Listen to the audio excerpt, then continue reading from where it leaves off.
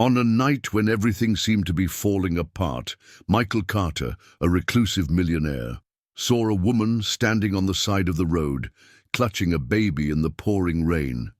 He brought her home. But what started as an act of kindness would become the greatest challenge of his life. The rain slammed against the windshield like shattered glass, wild and relentless. But Michael didn't flinch. His hands gripped the steering wheel with the same cold precision that had earned him power in boardrooms and fear in silence. The road twisted through rural darkness, mist rising from the pavement like ghosts chasing his tires. He wasn't supposed to be here, not tonight, not ever, but fate doesn't ask for permission. He had fired his driver after a failed deal earlier that week, preferring silence to small talk. Michael didn't believe in second chances, especially not for himself. So when his headlights caught the hunched figure on the roadside, clutching what looked like a bundle of clothes, he almost didn't slow down.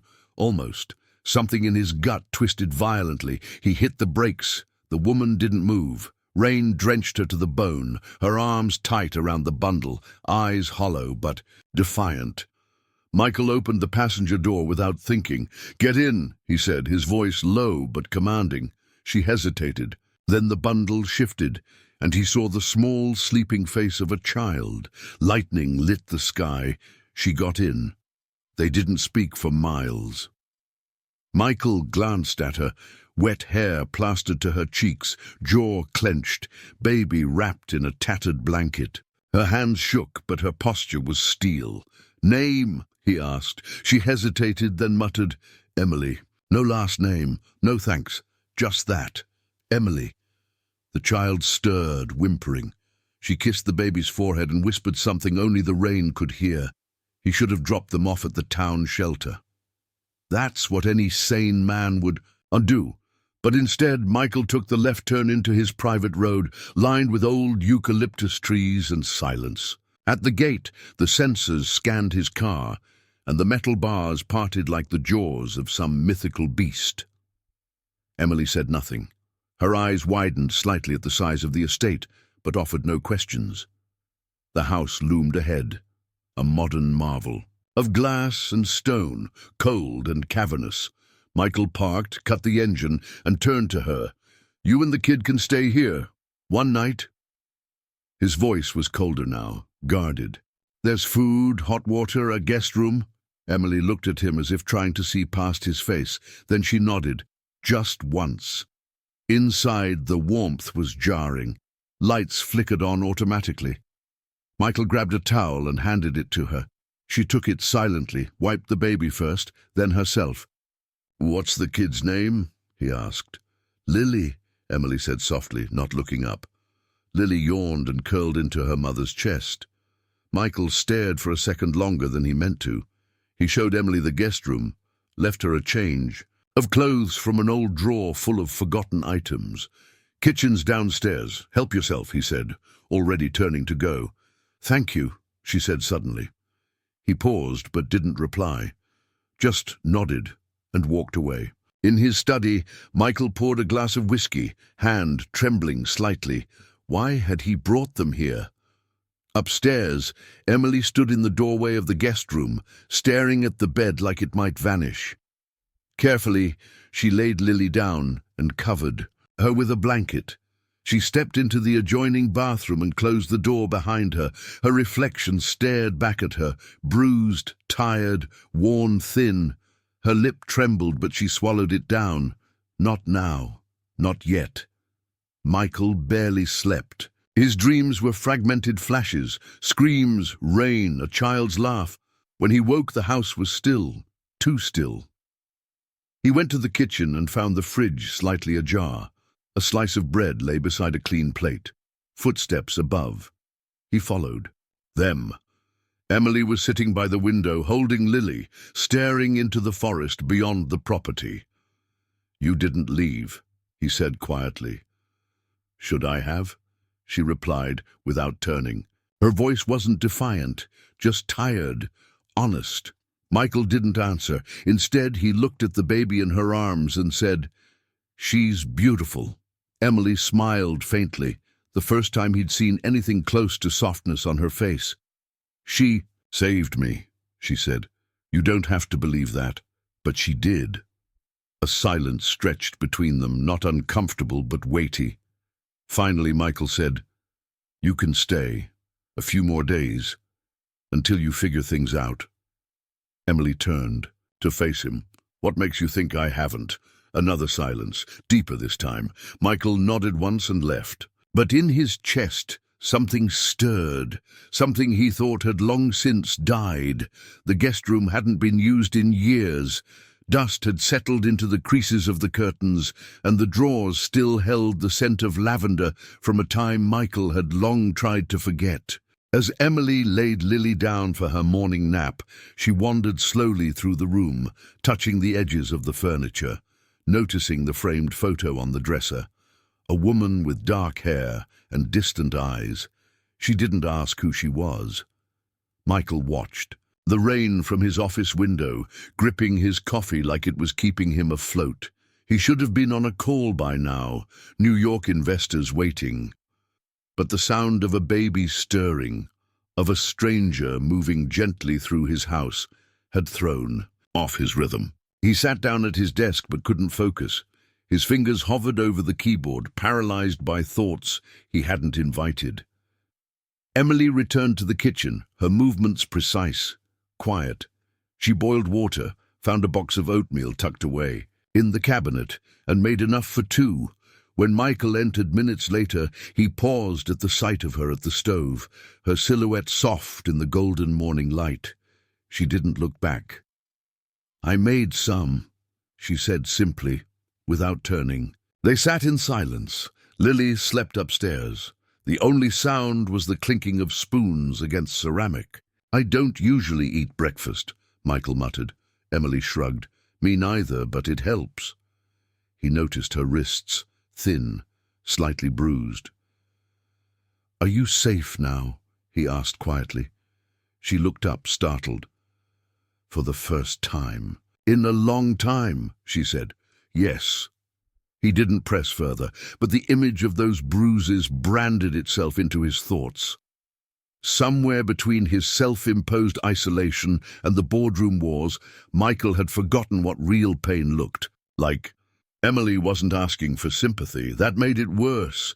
It made it real. She was surviving and doing it quietly. That afternoon, Michael walked past the guest room and noticed the door ajar. Lily was awake now, babbling softly in her crib. Emily was kneeling beside her, gently brushing her daughter's hair. The scene froze him in place. Something about the way Emily smiled down at the child, tired but full of grace, reminded him of someone, of a memory he hadn't let himself revisit in years. That night, Emily explored the house while Michael worked in his study. She passed the piano in, the music room, fingers grazing the keys without pressing them. She wandered through the library and traced the spines of books worn with use. Then she stopped in front of a locked door at the end of the hallway. Something about it made her pause. She reached for the knob but thought better of it. Michael saw her as she turned the corner. "It's nothing," he said, nodding toward the locked door. Emily nodded back, but her eyes lingered. "Some doors need to stay closed," he added, more to himself than to her. She didn't reply, but her silence echoed louder than words. Later, Michael poured another glass of whiskey. He stood by the fireplace, watching the flames. Emily joined him, holding Lily close. "She sleeps better near people," she explained. He nodded. "Most people do." They stood in silence. Then Emily asked, "Was it your wife?" Michael didn't look at her. "No," he said. "She was my sister. That room was hers." The air shifted. Emily said nothing, but her presence felt like understanding.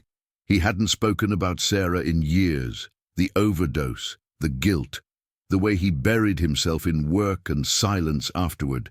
Somehow, this woman, this stranger, had cracked something open just by standing there, holding her child like the world still mattered.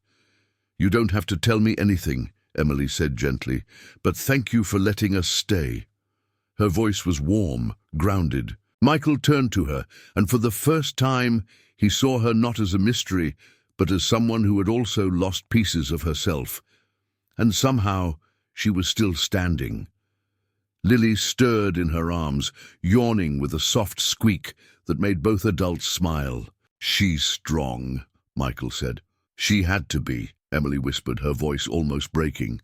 He watched her carefully, as if trying to memorize this moment, the fragility, the resilience, the quiet courage. That night, long after they'd parted ways and returned to their separate rooms, Michael found himself in the hallway outside the locked door. He stood there for several minutes, then finally slid the key into the lock. The room smelled of time. The bed was still made, the walls lined with books and drawings. He sat on the edge of the bed and whispered, "I'm sorry, Sarah." Down the hall, Emily sat awake beside Lily, staring at the ceiling. She felt something shifting in the house, in herself. This wasn't safety, not yet, but it was something close, and for now that was enough. Michael rose before dawn, haunted by the scent of the old room. The bed had barely held his weight. It was as if the past had resisted him. His sister's drawings still hung crooked on the wall, faded, untouched. One of them showed a girl in a yellow dress beside a giant oak tree. He remembered that day, the way Sarah laughed, and how she stopped laughing not long after. Emily was already up, sipping tea in the kitchen. She moved like someone used to vanishing. Michael watched her from the doorway, wondering what it would take to get her to stay. Not just in his house, but in his life. He knew it was too early for such thoughts, but he also knew she had ignited something he thought was lost forever. "Can I ask something?" he said, stepping into the room. Emily turned, surprised. "Sure," she replied cautiously. "That night, on the road, where were you going?" A long pause followed. She looked down at her cup, as if the answer floated in its steam. "I wasn't going anywhere," she said. "I was running." He nodded. "From what?" Her eyes met his. "Everything." She didn't need to say more. Her voice carried a quiet grief that explained it all. Michael offered no sympathy, just silence. It was all she wanted. After breakfast, Emily took Lily for a walk through the property. The woods were damp and alive with morning mist. Lily giggled at the wind rustling through the trees. For the first time in days, Emily smiled without force. Michael watched them from his office window. Something about their presence transformed the house. Where there had been shadows, there was light now. But he also knew light didn't erase darkness. It only moved it around. He grabbed his phone and dialed a number he hadn't used in years. "Hey," he said when it connected. "I need a favor." Emily explored a storage closet later that day and found an old shoebox filled with photos. Most were of Sarah, on her bike, playing piano, dancing barefoot in the hallway. But a few were of Michael, younger, softer, smiling. She stared at them for a long time, trying to see the man in the pictures beneath the armor he wore now. That night, Michael returned. Late. Emily was waiting in the living room, Lily asleep on her chest. "She's been dreaming a lot," Emily said softly. "What about?" he asked. "Running, laughing, falling, the usual things kids dream about." Michael sat across from her. "You found the photos?" She nodded. "She was beautiful." "She was broken," he replied, "but she mattered." Emily hesitated, then said, "We all break. What matters is if someone's willing to pick up the pieces with us." Michael didn't respond, but his eyes lingered on Lily, curled up in peaceful sleep. The kind of peace he hadn't known in years. He realized then he wasn't offering them shelter. They were giving it to him. 2 days later, Michael's favor returned a result. His contact had traced Emily's identity. Real name, Emily Bennett. Former schoolteacher. No criminal record. No active warrants. But there was something else, a sealed file involving a restraining order and an incident in another state. Michael printed the report and stared at it for hours. He didn't know whether to confront her or protect her. That evening, Emily noticed the paper in his hands. She didn't ask, just waited. "Is it true?" he asked eventually. "Yes," she said. "I didn't want to lie. I just didn't want to relive it." "He hurt you?" Michael's voice was low, dangerous. Emily nodded. "And I ran, with her, because no one else would help." Michael placed the paper down and looked at her. "You don't owe me anything, but if you want to tell me the rest, I'll listen." Emily took a deep breath. "He was a lawyer, charming, respected, but behind closed doors." Her voice cracked. "He wanted control, over me, over Lily. When I tried to leave, he made sure I had nothing, no job, no home, just fear." Michael clenched his fists but remained quiet. Emily continued, "I didn't steal anything. I didn't take Lily illegally. But I was warned he could make it look like I did, so I left the state, hid." She looked at him, her eyes filled with fire. "And I'm not going back." He nodded. "You're not." The promise hung in the air between them, unspoken and ironclad. Outside, thunder rumbled in the distance. A storm was coming again, but inside the house, something steady was building. Trust. Fragile, yes, but real. For the first time in a long time, neither of them felt alone. The storm arrived. At midnight, thunder booming like a warning. Rain whipped against the windows in furious bursts, and the lights flickered once, then twice, before settling into a nervous glow. Michael lay awake in his bed, staring at the ceiling. Down the hall, he could hear Lily crying softly. Then, the calming hum of Emily's voice, singing something low and familiar. By morning, the house was drenched in silence again, except for the sound of tires on wet gravel. Michael stiffened as he looked out the window. A dark SUV had pulled up to the gate. It wasn't expected. He hadn't told anyone about Emily, and no one should have known she was here. His pulse ticked faster. He unlocked the gate remotely and stepped outside, tension in every stride. A tall woman emerged from the car, blonde, confident, dressed in city black. "Still living like a recluse, Michael?" she called with a smirk. Vanessa Green, his ex, a high-profile corporate fixer, the kind who didn't visit without an agenda. "What do you want?" he asked. "I was in the area," she lied, "and I heard some interesting chatter about you, about a woman, a kid." Inside, Emily looked through the window and saw the stranger. She stepped back instinctively, pulling Lily close. She didn't know who the woman was, but she recognized that look. Someone used to control. Someone dangerous in quiet ways. Emily stayed out of sight, her heart pounding. This wasn't coincidence. It was a warning. Michael didn't let Vanessa in. He stood firm in the doorway. "You need to leave." Vanessa chuckled. "You always were bad at lying. Come on, Michael. Who is she? Where's the girl? You know people are looking." His jaw tightened. "She's under my protection. You step near them again, and I swear—" Vanessa raised a hand, amused. "Relax. I'm not here to snatch anyone, but people are talking. That kind of thing attracts attention." That night, Michael paced his study, running his hands through his hair. He should have known keeping Emily and Lily safe wouldn't be as simple as locking a door. He didn't know how Vanessa found out, but if she had, others could too. He went to the guest room and knocked. Emily answered, holding Lily. Her eyes were tired but alert. "She came, didn't she?" Emily asked. He nodded. "She won't be back." Emily held his gaze.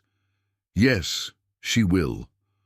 Michael hesitated, then said, "We can leave. I have another place, safer, off the grid." Emily shook her head. "No more running, not for me and not for her." Michael admired her resolve. She was done with hiding, done with fear. So he said nothing more, only nodded in agreement. Days passed. The storm cleared, But the air remained heavy with unease. Michael installed new cameras, secured the gates, adjusted routines. Emily took Lily for shorter walks. She smiled less now, laughed more carefully. Michael noticed it all. It broke something in him. He wanted to fix what the world had done to her, but didn't know how. Then came the envelope. No return address. Just a thick cream-colored envelope slid under the front gate one morning. Inside, a photo. Blurry, but unmistakable. Emily, holding Lily, walking with Michael near the woods. On the back, a single sentence. "She doesn't belong to you." Michael stood frozen. This wasn't random. It was a message and a threat. He showed Emily. She stared at the photo for a long time, then crumpled it silently. "It's him," she said. "I don't know how, but he's getting close." Michael wanted to rage. Instead, he sat down beside her. "Then let's get closer first." She looked at him, unsure. "I don't mean to him," he clarified. "I mean to the truth. Whatever you've been running from, we face it together." Later that night, after Lily fell asleep, Emily opened her laptop. She hadn't touched it in months. She connected to an old email and found dozens of unread messages, legal threats, warnings, a single video attachment from her former life. She clicked it. A courtroom, her face pale, her voice shaking as she begged for custody. And across from her, a man smiling with poison in his eyes, Andrew Shaw. Michael sat beside her, silent as the video played. He watched the fear, the injustice, the lies dressed in legal polish. And when the video ended, he looked at Emily and said, "He's not going to win. Not this time." She didn't cry. She didn't speak. But she reached out and took his hand. The visitors had come. The past had found them. But they were no longer alone. The house felt different after the photo.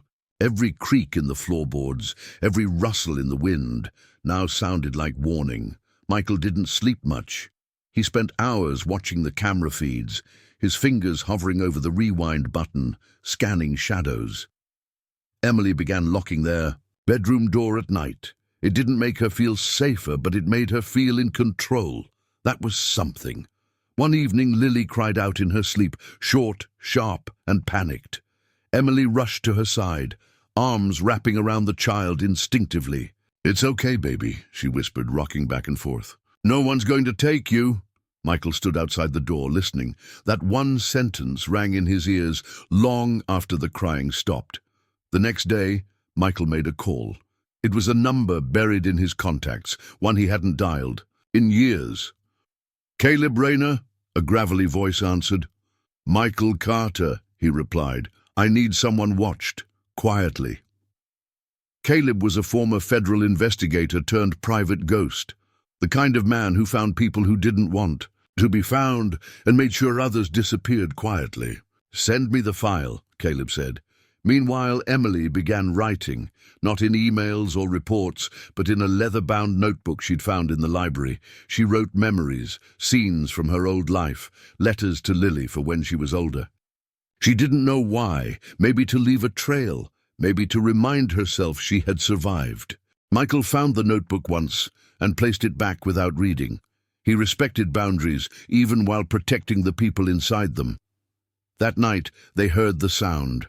Soft, deliberate. A car engine shutting off just beyond the property line. Michael stood instantly. "Take Lily upstairs. Don't come down unless I call you," he said. Emily didn't argue. She scooped up Lily, heart thudding, and slipped into the darkness. Upstairs, she sat with her back against the door, hand pressed over her daughter's mouth to keep her calm. Michael grabbed his flashlight and his father's old revolver, dusty but loaded. He stepped out into the wet night. The moon was low, clouds thick. He moved carefully along the tree line, following the gravel path. The car was gone, but he found footprints, muddy, fresh, one pair, heavy boots. Someone had walked the perimeter, circled the house, then left. Inside, Emily waited for the knock that never came. When Michael returned, soaked and silent, he nodded once. "Gone." but close.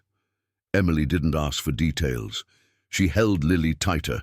Her arms ached from it, but letting go felt too dangerous.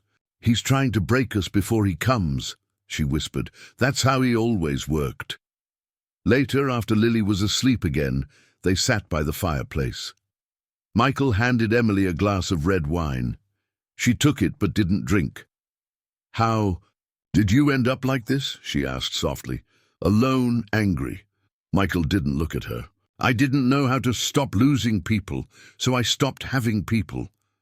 Emily nodded slowly. "And now, he said, "I'm remembering what it feels like to care, and how terrifying that is." Emily finally sipped the wine. Her hands had stopped shaking. "He'll come. He won't stop until he has her, or until someone makes him stop." Michael looked at her then, his gaze unwavering. "Then we'll stop him. Together." It wasn't a promise. It was a fact. That night, Michael slept on the couch, closer to the door. Emily placed a chair under their bedroom handle just in case. The fear hadn't passed, but something stronger had settled in. Readiness.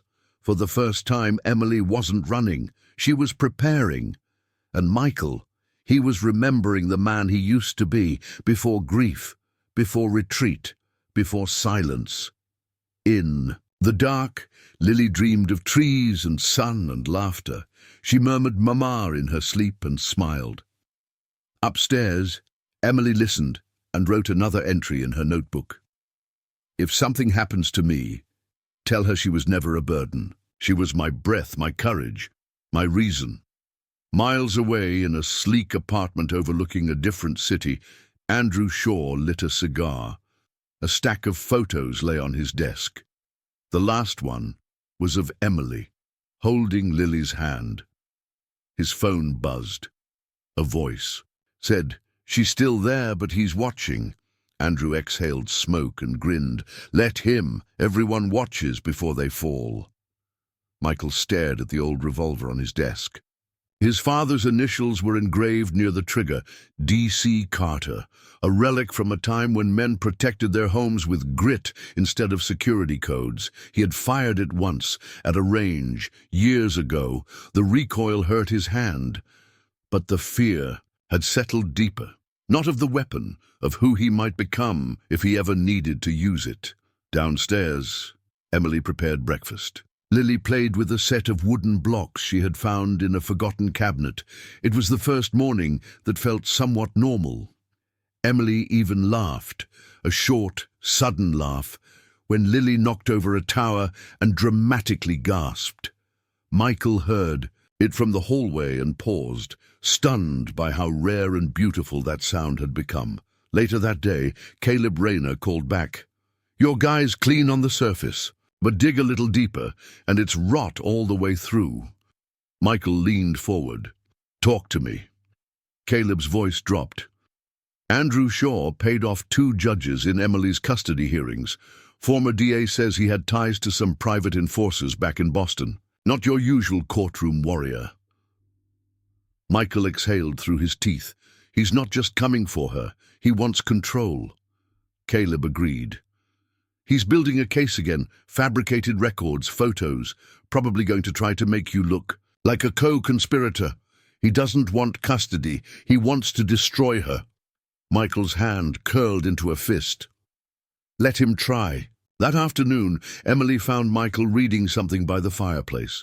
She sat across from him, noticing the tension in his jaw. "What is it?" she asked. Michael hesitated, then slid the folder over to her. "It's about Andrew. You deserve to know everything." Emily opened it slowly. Each line confirmed the horrors she'd lived through, but worse than that, it confirmed she hadn't been crazy. "He called me paranoid," she whispered, "made me believe I was overreacting, that I was the danger, and I started to believe him." Michael looked up, his voice calm but full of conviction. "You weren't. You saw the truth before anyone else. That takes strength." Emily blinked hard, her throat tightening. "I used to be strong." "You still are," he said. "You just forgot." She closed the folder. Then remind me. Tell me how you survived your ghosts." Michael looked into the fire, remembering. "My sister Sarah overdosed when I was 30. She was everything to me, but I didn't see the signs. I thought I could fix her with money, with rehab, with lectures. I didn't listen." Emily leaned in, silent. "After she died, I buried everything, feelings, people, myself. I thought it was safer to be cold, unreachable, and then you showed up." The vulnerability in his voice wasn't weakness, it was weight, and Emily felt it settle in her chest like warmth. Later, they sat on the porch, watching the wind stir the trees. Lily slept inside. "Do you think people like us get second chances?" Emily asked. Michael didn't answer right away. "I think we get the chance to become someone different, not better, just more honest." She liked that. Honesty over perfection. That night, Michael cooked. Emily helped. They moved around the kitchen like dancers with invisible choreography, small smiles, brushed hands, quiet safety. As they ate by candlelight, just the three of them, it almost felt like a family, not the kind bound by blood, but by shared wounds and silent promises. After dinner, Emily took out her notebook and handed it to Michael. "I want you to read this, all of it." He hesitated. "Are you sure?" She nodded. "If anything happens to me, you need to know who I was." He opened the notebook that night. Inside were pages of heartbreak and healing. Letters to Lily. Letters to herself. Memories of nights hiding in motels, of bruises and courtrooms, but also dreams of peace, of hope. One passage struck him like a hammer. "I used to be afraid of dying. Now I'm afraid of being forgotten by the person I love most." Michael closed the notebook, his throat tight. Lily stirred in her sleep. Outside, wind slammed a shutter open. He got up to close it and saw it. Burn marks on the grass near the gate. Like a flare had been set off, like someone had been there, close, watching. He didn't wake Emily, but he stayed by the window all night, revolver in hand, eyes never leaving the shadows. Michael hadn't moved in hours. The chair by the window creaked under him as dawn spilled over the horizon, washing the trees in grey light. He hadn't slept. His eyes were fixed on the burn mark outside the gate, a circle scorched into the earth, a warning, not an accident. Someone wanted him to know they'd been close enough to strike, but chose not to. Yet. Inside, Emily awoke with Lily curled beside her, her tiny fingers wrapped in her mother's hair. It was the safest sleep she'd had in months. She rose, quietly padded into the hallway, and froze when she saw Michael, eyes sunken, hand still resting on the revolver in his lap. "You didn't sleep?" she asked gently. He shook his head. They were here. She joined him at the window, eyes narrowing as she saw the scorched grass. Why would they leave a mark? Michael stood slowly. To rattle us, or to remind us that this isn't over. Emily exhaled, her shoulders tightening. "Then we give them nothing. No fear, no doubt, no room to win." There was steel in her voice now. Not defiance, focus. Later that morning, Michael and Emily drove into town for the first time together. They kept Lily close, tucked in a sling against Emily's chest. At the market, people stared, not at Michael, they were used to him, but at Emily. She didn't flinch. She walked with quiet dignity, chin high, eyes scanning faces. Michael watched her and felt something tighten in his chest. Admiration mixed with guilt. They returned home to find a package on the porch. No label. Inside, a charred children's toy, a plush rabbit, singed at the ears, one eye melted. Lily had a similar one. Emily's breath caught. Michael grabbed the package and tossed it into the fire without a word. He didn't need to explain. Emily already knew. They were being hunted in slow motion. That night, Michael cooked again. The silence between them was thick, but not heavy. After Lily was asleep, they sat on the back porch watching the stars. "Tell me something true," Emily said. Michael leaned back. I'm afraid of becoming someone who hurts people to protect the ones I love. She looked at him. And if you already are? Then I'll carry the weight, he said. Emily traced the edge of her glass. I spent so long believing I was the one who ruined everything, that I was the fire in every room. Michael turned toward her. You weren't the fire. You were just trapped in the blaze. The air between them shifted. Not from tension. It from something deeper, a fragile sense of understanding. Then, without thinking, she reached out and touched his hand. Just once, light as breath. But it lingered. Michael didn't pull away. He turned his hand and held hers, neither speaking, neither daring to define the moment. But something passed between them, a crack in the wall, a flare of something old and new at once. They stayed like that until Lily cried out, and the moment broke. Emily stood, smiling softly. "Thank you," she said. He didn't ask for what? He just watched her disappear into the house, his fingers still tingling with the memory of her touch. Later, Michael called Caleb again. "We need to move up the timeline. I want everything you can find on Shaw's contacts. His methods, his weaknesses," Caleb grunted. "It's not going to be pretty." "It doesn't have to be," Michael said. "It just has to be final." Emily stood at Lily's crib, watching her breathe. She thought of the rabbit, of the scorched grass, of the way Michael had held her hand like it was both a promise and a question. She didn't have all the answers yet, but she knew one thing with certainty. If Andrew Shaw came for them again, he would not leave unchanged. Outside, a camera beeped. A figure in the distance stood by the trees, just long enough to be seen, then gone.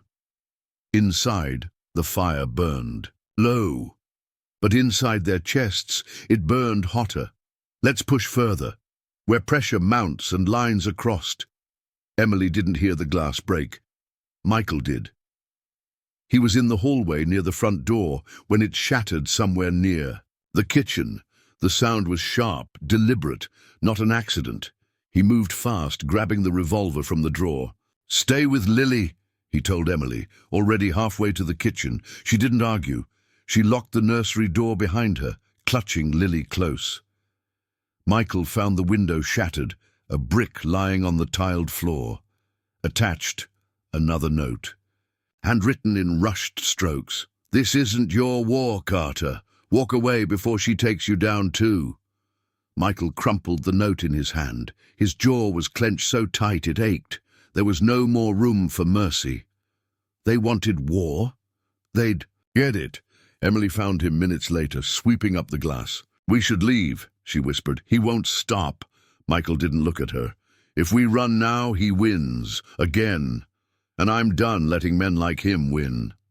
She stared at him. "This isn't your fight." He finally looked up. "It became mine the second I opened that car door." The next morning, Caleb sent everything. Dossiers, transaction logs, email leaks, enough to drown Andrew Shaw in his own lies. Michael read through it all in silence. He's been laundering money through a consulting firm, using fake child advocacy donations to boost his image. Caleb's voice was dry. "The kind of thing that'll burn him in court, or the media, whichever comes first." But Michael had no intention of going public, not yet.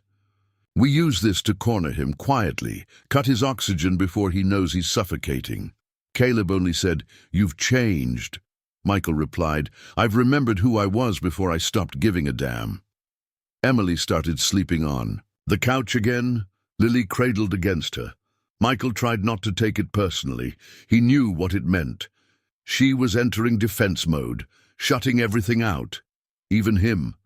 That night, she finally spoke. "If something happens to me, promise me you'll take care of her." He didn't hesitate. "I already do." The next few days passed in tension. No more notes, no more figures at the edge of the woods, just silence, but the kind that felt like a countdown. Emily began training with Michael in the evenings. He showed her how to handle the revolver, how to move through the house silently. "I hate this," she admitted once. "So do I," he replied, "but I love what it protects." One evening, they practiced disarming holds in the living room. Michael grabbed her wrist, and she twisted out of it perfectly, a move he taught. 2 days earlier, she fell against him breathless. They didn't move, just stood there, her hands on his chest, his breath near her cheek. "You okay?" he asked. She nodded. "I just forget what it feels like to be touched without fear." Michael stepped back just enough to give her space. "You never have to fear me." "I know," she whispered. "That's what scares me the most." That night she didn't sleep on the couch. She lay beside him, not for safety, but for closeness. There was no kiss, no words, just a hand on his chest and the quiet rhythm of her breathing against his side. The next morning, everything changed. Michael went out for supplies. When he returned, the gate was open. The cameras were off. Inside, the house was ransacked, drawers flung open, furniture overturned. He called out, "Emily! Lily!" No answer. He ran through every room, every hall, every corner. Then, in the nursery, he found her phone, shattered on the floor. Lily's stuffed bear lay beside it, untouched. On the wall, written in red spray paint, "She was mine before she was yours." Michael's heart dropped. He stood still, surrounded by the echoes of a life that had just been ripped away. Then, he did what he hadn't done in a long time. He screamed. Michael didn't cry. He didn't collapse. He didn't scream again. He stood still for nearly 5 full minutes, memorizing the room, forcing every detail into his mind like a tattoo burned into flesh. The shattered phone, the spray paint, the silence. Then he moved. Controlled, sharp, deadly. He locked the house behind him, armed himself, and called Caleb. "They took her," Michael said. "They took both of them." Caleb swore under his breath. "That's a suicide move. He wouldn't risk crossing state lines unless he was desperate." Michael's voice was cold. "He is desperate, and he just gave me a reason to become someone I never wanted to be again." Within hours, Caleb sent coordinates, an abandoned property owned under a shell company that traced back to one of Shaw's false consulting firms. "It's rural, 30 miles out, no neighbors, perfect for hiding someone who doesn't want to be found." Michael didn't wait for backup. He packed 2 guns and drove alone. Inside a dark room, Emily sat tied to a chair, wrists raw, eyes swollen. Lily cried behind her, not hysterical but confused, drowsy. She'd been drugged lightly. Emily knew the signs. Andrew stood by the window, calm as ever. "You always make things so difficult," he said, sipping from a thermos, like it was coffee on a Sunday. Emily didn't respond. She just focused on Lily, humming under her breath to keep the child calm. "You think this changes anything?" she finally whispered. Andrew turned. "It changes everything. You wanted to turn her against me, make me look like the villain. But now I get to reset the narrative. You ran away, remember? I'm just the loving father bringing his daughter home." Back in the car, Michael's hands tightened on the wheel. Caleb was still on the line. "There's a security camera on the outer fence, infrared. You won't be able to sneak in without triggering it." Michael pulled off the road. "Good, let them know I'm coming." "You're not going to wait for me?" Caleb asked. "No," Michael said. "If I wait, they die." Inside the safe house, Emily stared at the broken man who once called himself her husband. "You don't love her," she said. "You love what she gives you, control, image, power." Andrew smiled. "You think a judge is going to care what you think? You're a runaway, a fugitive. He's the one who's going to thank me when I bring her home, safe, away from you." Michael reached the property by dusk. The sun was a slash of orange behind the trees. He scoped the perimeter, avoided the cameras, and found an old drainage tunnel that led beneath the back wall. It was tight, wet, crawling with filth. He didn't care. He'd crawl through fire to get to them. Emily started working the rope at her wrists, slowly, quietly. Every time Andrew turned his back, she shifted, twisted, pulled. Her skin tore open. She didn't stop. She couldn't. Not while Lily was whimpering behind her. Every sound from her daughter was a shot to the heart. She had to be ready when the moment came. Michael emerged through the floor grate in the kitchen, silent, soaked, armed. He moved like a shadow. He heard Andrew's voice before he saw him. "You'll see, Emily.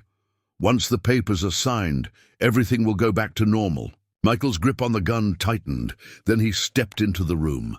Andrew turned, just in time to see the barrel aimed at his chest. "Michael," he said, smirking. "Didn't know you were the jealous type." "I'm not here for you," Michael said. "I'm here for them." Emily used the moment. The rope snapped. She launched herself backward, tipping the chair, and grabbing Lily with one arm. Andrew moved fast, hand to his belt, reaching for something. Michael fired once. The bullet hit Andrew in the leg, knocking him down hard. The man screamed, blood soaked into the floor. "You don't get to and touch her ever again," Michael said, standing over him. "Not as a father, not as a man. You're done." Caleb arrived minutes later, just behind a local sheriff who owed him a favor. No questions were asked. Shaw was cuffed and taken to a hospital under armed watch. The falsified files, bribery evidence, and security footage would seal his fate for good. Emily held Lily on the porch, wrapped in a blanket.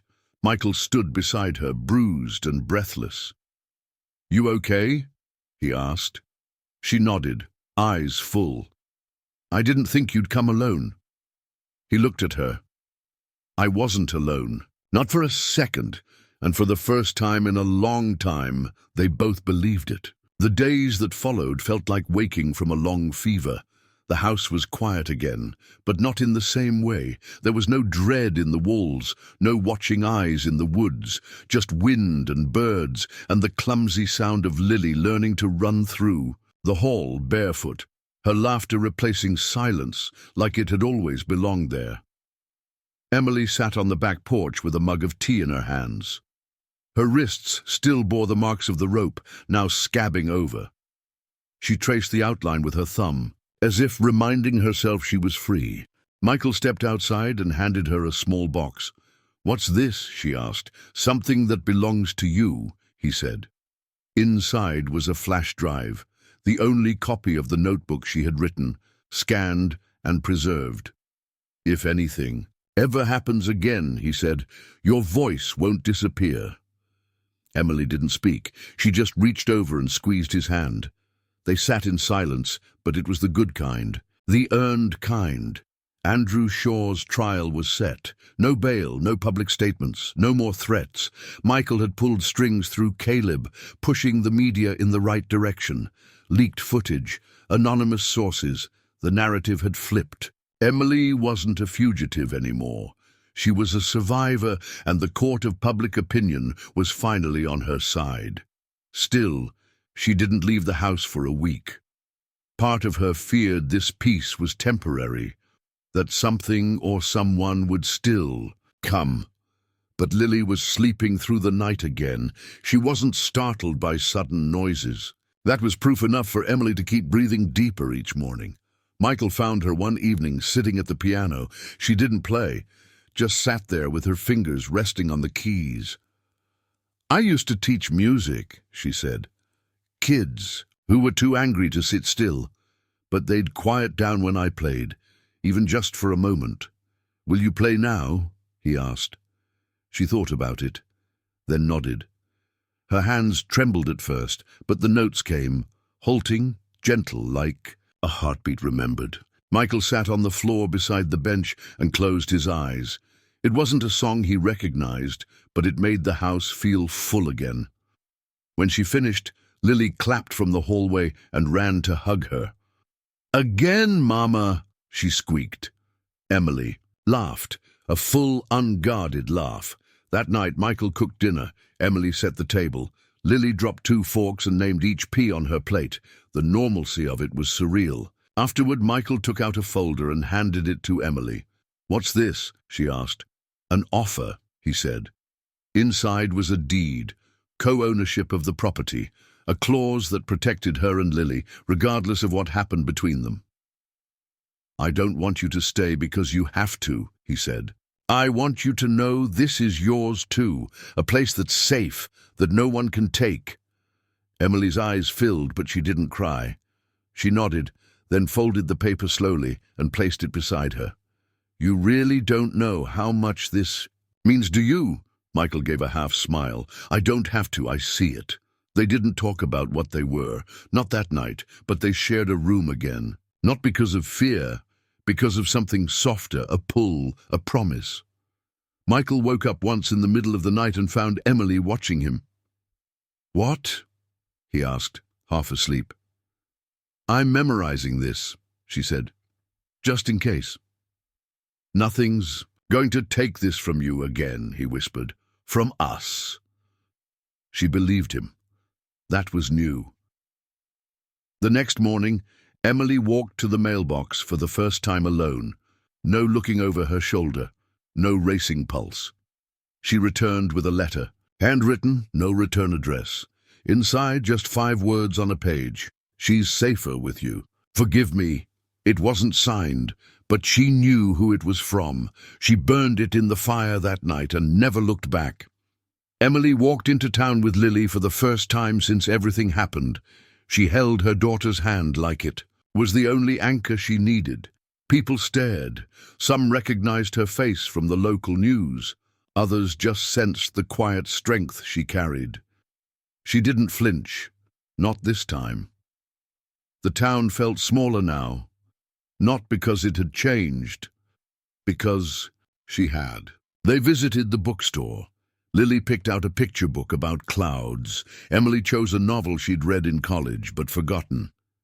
Michael waited outside, leaning against the truck, watching her through the window.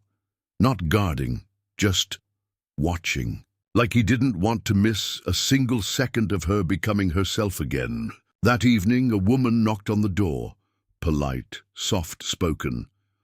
"Is this the Carter residence?" she asked. Emily opened the door halfway. "Yes. Can I help you?" The woman handed her a card. Casey Mendez, Child Welfare Division. Emily froze. "This isn't about custody," Casey said quickly. "I'm not here to take your daughter. I'm here to help protect her." "Inside, over tea," Casey explained. "There's been a growing investigation into Andrew Shaw. Dozens of suppressed reports. Parents silenced. Judges bought. Your case is just one thread." Michael listened from the kitchen. Emily stayed calm, but her fingers gripped her cup tight. "So why now?" she asked. "Because you exposed him," Casey replied, "and we want your help." Emily hesitated. Her life had just started to settle. Lily was sleeping, eating, smiling. Did she really want to reopen old wounds to help fix a system that tried to bury her? Michael saw the hesitation and spoke. "You don't owe them anything, but if you want to fight, you won't be fighting alone." That night, Emily sat in the study, staring at her old files, the ones Michael had gathered, the ones that nearly destroyed her. She ran her fingers across each page like Braille, reading her pain. But this time, there was no fear in her chest, only fire. "I want to help," she said the next morning, "but on my terms. I decide what gets shared. I keep control." Casey agreed. Emily began recording statements, collecting memories, writing down names. Not for revenge, for protection. For every mother who might still be running. For every child still sleeping in fear. She told her story like it was someone else's at first. But each day, it became more hers again. Lily watched her mother become something unbreakable. She didn't understand the words, but she felt the change. She'd bring Emily daisies from the yard, whisper, "Mama's brave," like it was magic. Emily would kiss her forehead and whisper back, "So are you." One evening, Michael brought out a dusty bottle of wine. "I've been saving this," he said. "For what?" Emily asked. "For the day something good felt permanent." She smiled and handed him 2 glasses. "Then pour it." They drank on the porch, barefoot, listening to the cicadas. "Do you ever think about the beginning?" Emily asked. "The rain, the car, how easily you could have just driven by." Michael nodded. "Every day, and how close I was to missing. The only thing that's ever really mattered." She touched his face. "I want to stay," she said, "not because you gave me shelter, but because I've found something worth protecting too." He didn't say a word, just kissed her for the first time. And it didn't feel like a beginning. It felt like a return, like something that had been waiting. 2 days later, Casey returned with news. "Shaw pled guilty. He won't see the outside again. And your record's being formally expunged. You're free." Emily didn't cry, but her breath hitched. "Thank you," she said. Casey shook her hand. "No, thank you." As she left, Lily ran up to Emily with a flower in her hand. "For you, Mama." Emily knelt and took it gently. "What kind is it?" Lily grinned. "A brave one." And, just like that, the world outside wasn't so scary anymore. Autumn crept into the valley slowly, painting the trees in muted gold and amber.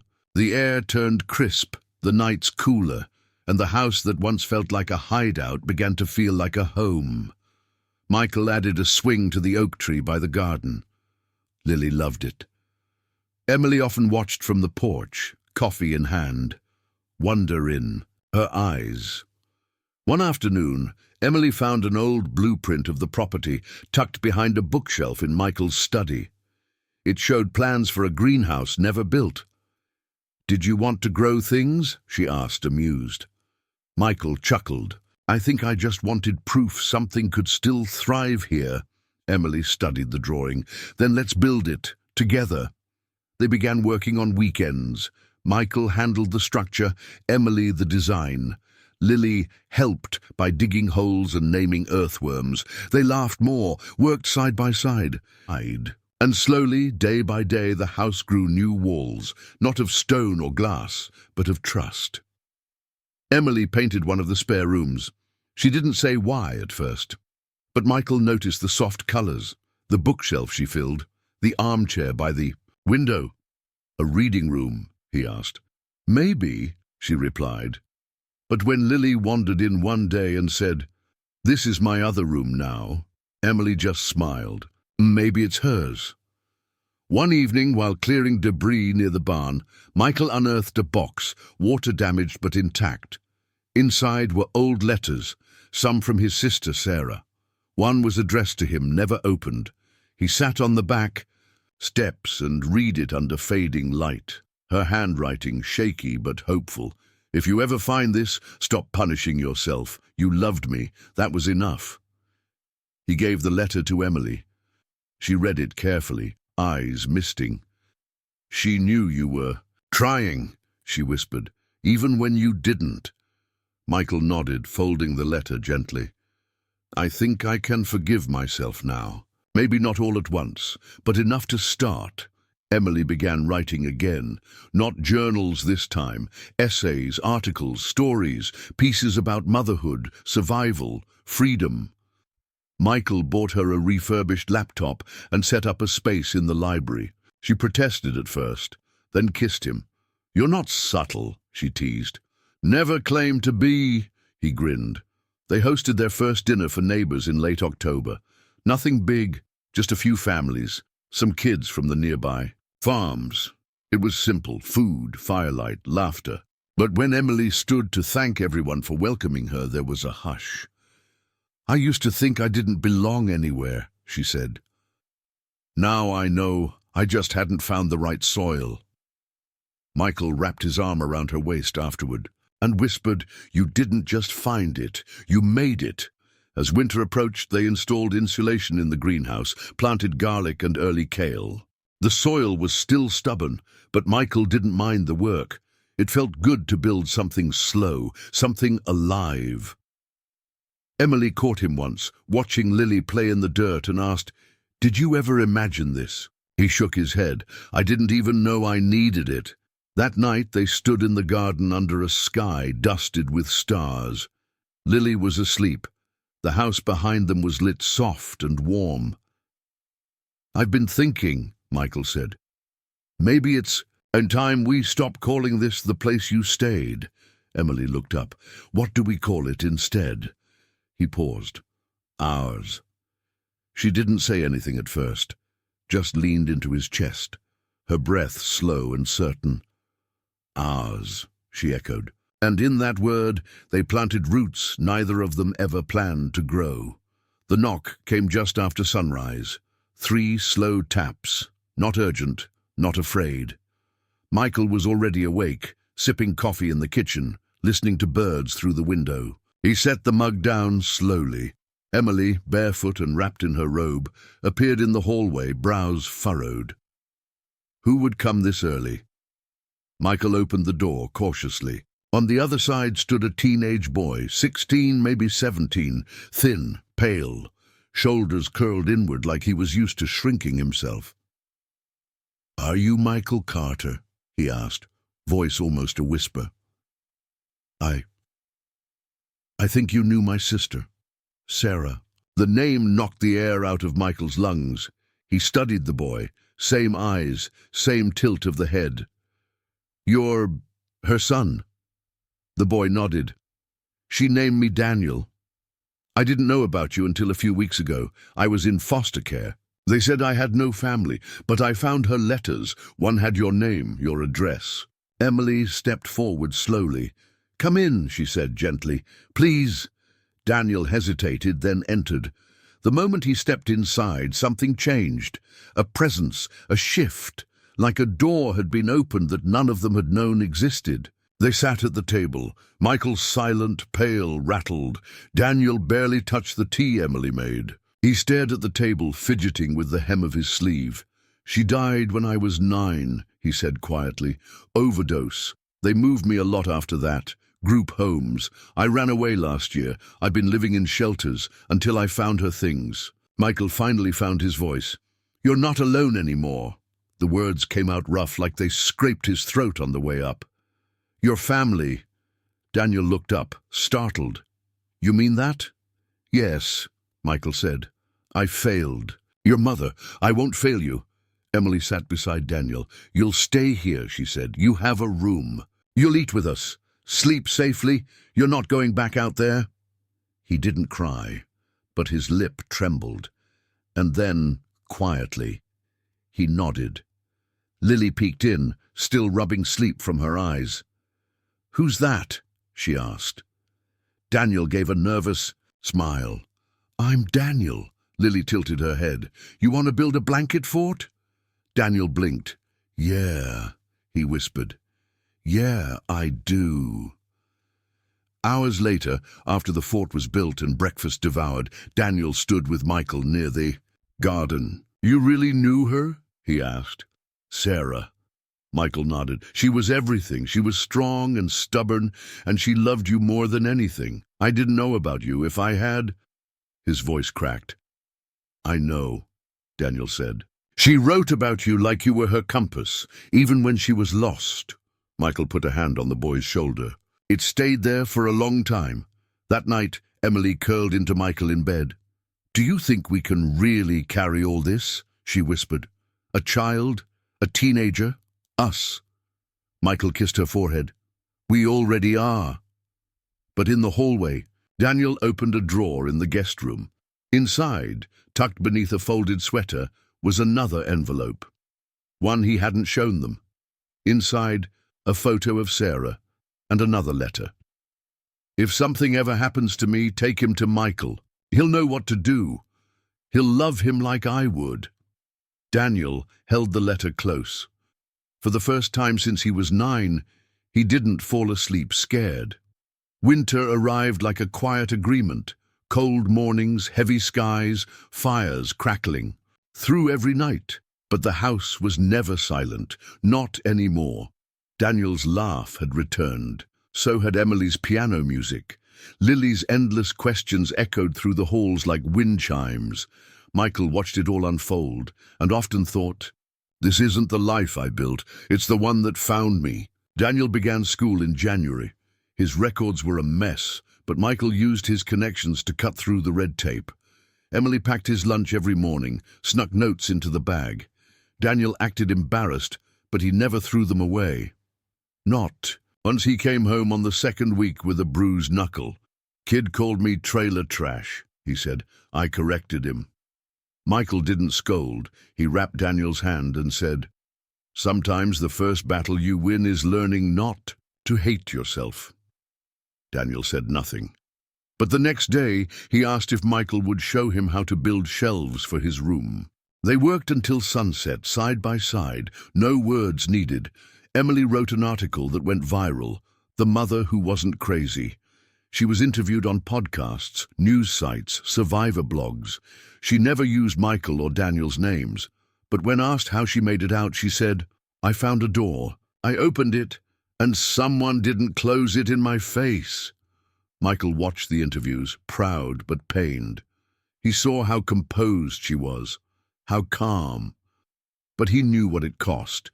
He knew how she woke up sometimes, gasping, how she still triple-checked. Lily's window locks every night. Healing wasn't a straight line. It was a spiral, and she walked it every day. One evening, while cleaning the attic, Michael found something he hadn't seen in years, a box of old voicemail tapes. Sarah's voice was on one. "Hey, dummy," she said, laughing. "You left your suit at Mom's. Again, call me back, or I'm donating it to charity." He let the tape run twice. The second time, he cried.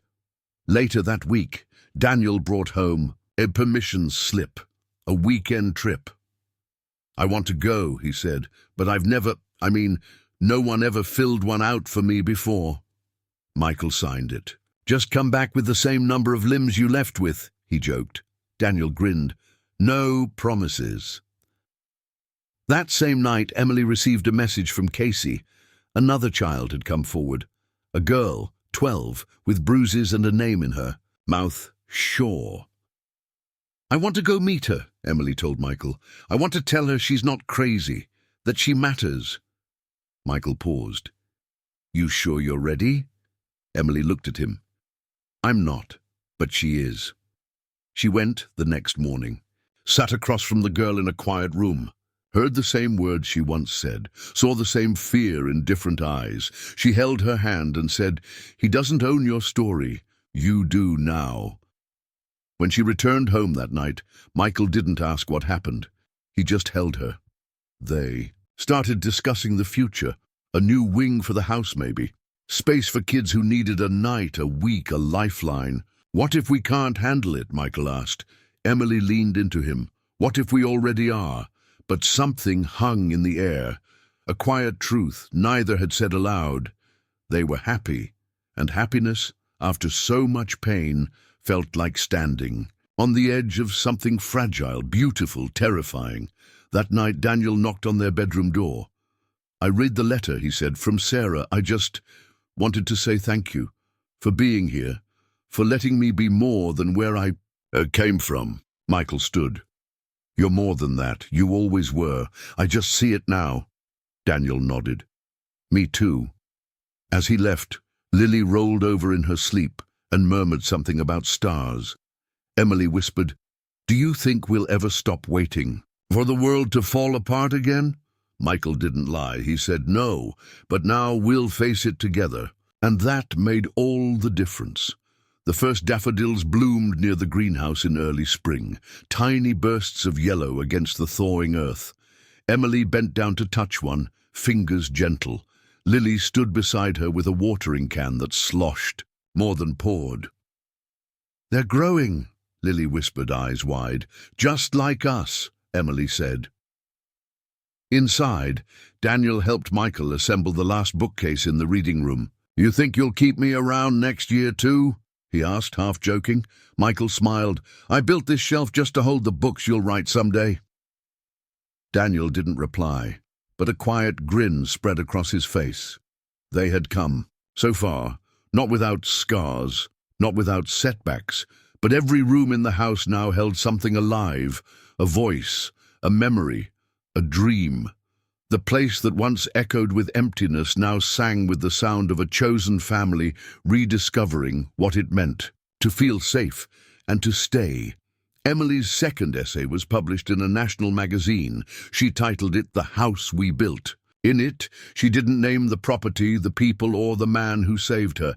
Instead, she spoke of doors left open, of hands held out, of silence being replaced by laughter. She ended with this line, "A house is not a shelter until someone dares to fill it with hope again." Lily started preschool. Daniel joined a youth mentorship group and began tutoring kids who struggled with reading. One afternoon, he came home with a paint-stained hoodie and said, "We're making a mural. I use Sarah's name in it." Michael placed a hand on his shoulder. "She'd love that." Daniel nodded. "I know." That summer, they finished. The greenhouse. It bloomed with basil, tomatoes, lavender, and hope. Emily hosted gatherings for local women, survivors, teachers. The property became more than home. It became a place of restoration, no fanfare, just quiet revolution. Then one morning, Michael found Emily sitting by the piano, holding something in her hand. A small box. She looked up and smiled. "You always say you hate surprises." "I do," he smirked, "but I trust you." Inside the box, a ring, simple, silver, engraved with a single word, "Stay." Emily didn't get down on one knee. She just stood, strong, soft, certain. "This isn't a proposal," she said. "It's a promise that I'm not leaving, that you're my family, that we built this, and I want to keep building it with you." Michael's eyes burned, not with fear, with relief. "Then stay," he whispered, "forever." They didn't call it a wedding, just a celebration. Friends, neighbors, Lily as the flower girl. Daniel standing proudly by Michael's side. No suits, no vows memorized, just laughter in the yard, music in the trees, and sunlight that felt like forgiveness.